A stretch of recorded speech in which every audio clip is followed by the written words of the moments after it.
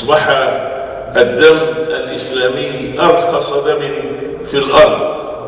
فأصبحنا نسمع في نشرات الأخبار في الإذاعات ونقرأها في الصحف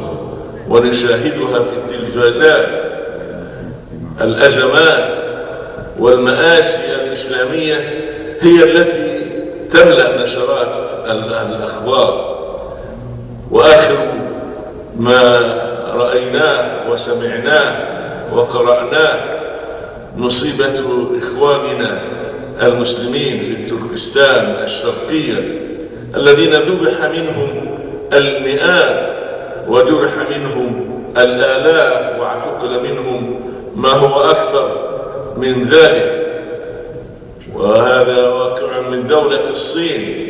التي يتعامل معها المسلمون في كل مكان بمودة وإعزاز، ويظنون أن هذا البلد صديق لهم، فإذا بهم يفعلون ما يفعلون، والمسلمون في كل مكان يتفردون، ولا يوجد من يستنكر هذا استنكارا قويا. الأمة التي تبلغ مليارا ونصف مليار تسكت على هذه المظالم